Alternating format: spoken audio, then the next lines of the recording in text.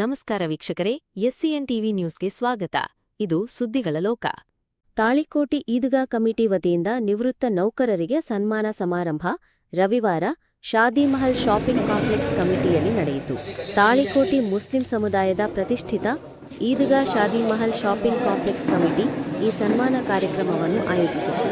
ಈ ಸಂದರ್ಭದಲ್ಲಿ ಸೇವಾ ನಿವೃತ್ತರಾಗಿ ಈದ್ಗಾ ಕಮಿಟಿಯಲ್ಲಿ ಆಡಳಿತ ಮಂಡಳಿ ಸದಸ್ಯರಾಗಿ ಆಯ್ಕೆಯಾದ ನಿವೃತ್ತ ಶಿಕ್ಷಕ ರೋಷನ್ ಡೋಣಿ, ಕೃಷಿ ಅಧಿಕಾರಿ ಮಹಬೂಬ್ ಬೀಳಗಿ ಹಾಗೂ ಮುಸ್ಲಿಂ ಬ್ಯಾಂಕ್ ವ್ಯವಸ್ಥಾಪಕ ಆದಮ ಸಾಬಾ ಢಾಲಾಯತ್ ಅವರನ್ನು ಸನ್ಮಾನಿಸಲಾಯಿತು.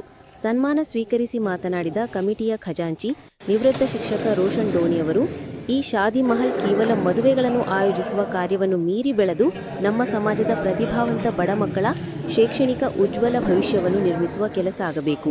ನೀವು ನಮ್ಮನ್ನು ಈ ಕಮಿಟಿಗೆ ಸದಸ್ಯರನ್ನಾಗಿ ಮಾಡಿ ಸಮಾಜದ ಋಣ ತೀರಿಸಲು ಕೆಲಸ ಮಾಡುವ ಅವಕಾಶವನ್ನು ಮಾಡಿಕೊಟ್ಟಿರಿ. ನಿಮಗೆ ನಾವು ಋಣಿಯಾಗಿದ್ದೇವೆ ಎಂದರು. ಕಾರ್ಯಕ್ರಮದ ಅಧ್ಯಕ್ಷತೆಯನ್ನು ಈದ್ಗಾ ಶಾದಿ ಮಹಲ್ ಕಮಿಟಿಯ ಅಧ್ಯಕ್ಷರಾದ ಮಾಸೂಮಸಾಬ್ ಕೆಂಭಾವಿ ವಹಿಸಿದ್ದರು.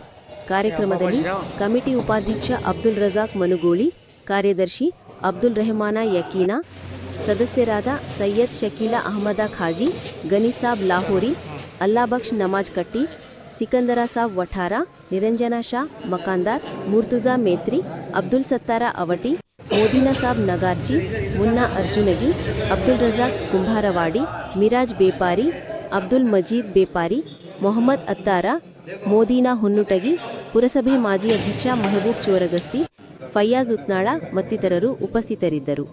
ಈ ವರದಿ ಎಸ್ಸಿಎನ್ ಟಿವಿ ನ್ಯೂಸ್, ತಾಳಿಕೋಟಿ ವರದಿ.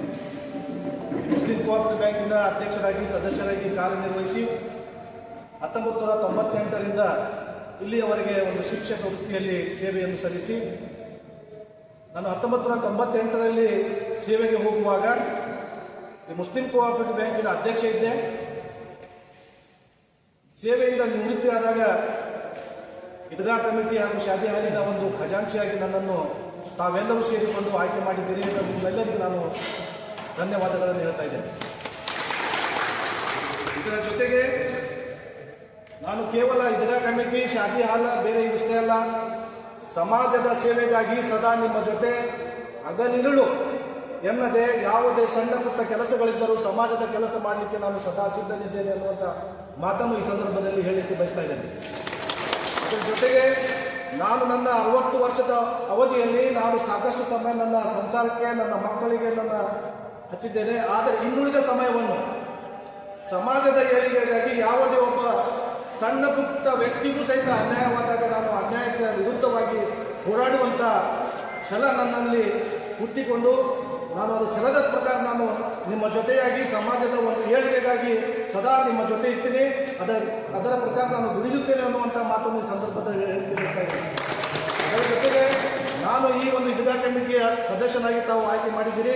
ಈದ್ಗಾ ಕಮಿಟಿಯ ಪ್ರತಿಯೊಂದು ಕೆಲಸದಲ್ಲಿಯೂ ಸಹಿತ ಭಾಗವಹಿಸಿ ಇದರ ಅಭಿವೃದ್ಧಿಗಾಗಿ ಇಷ್ಟೇ ಅಲ್ಲ, ಕೇವಲ ಈದ್ಗಾ ಕಮಿಟಿ ಶಾದಿ ಲಗ್ನ ಮಾಡುವುದಾಗಲಿ, ನಮಾಜ್ ಬಿಡುವುದಾಗಲಿ ಅಷ್ಟೇ ಅಲ್ಲ, ಇಲ್ಲಿಯ ಶೈಕ್ಷಣಿಕ ವ್ಯವಸ್ಥೆಯನ್ನು ಹೆಚ್ಚಾಗಿ ಏನಾದರೂ ಒಂದು ವ್ಯವಸ್ಥೆ ಬದಲಾವಣೆ ಮಾಡುವಂಥ ನಾವು ಒಂದು ಕಾರ್ಯಕ್ರಮವನ್ನು ಹಾಕಿಕೊಂಡು PUC ಕಾಲೇಜ್ ಆಗಿರ್ಬೋದು, ಬೇರೆ ಬೇರೆ ಡಿಪ್ಲೊಮಾ ಆಗಿರ್ಬೋದು, ಇಂಥ ಒಂದು ಯೋಜನೆಗಳನ್ನು ಹಾಕಿಕೊಳ್ಳುವಂಥ ಒಂದು ಆಸೆಯನ್ನು ಹುಟ್ಟಿಕೊಂಡು ಆಸೆ ಮಾಡುತ್ತಾ ನಾನು ಇಲ್ಲಿ ಈ ಕಾರ್ಯದಲ್ಲಿ ಭಾಗವಹಿಸಿದ್ದೇನೆ.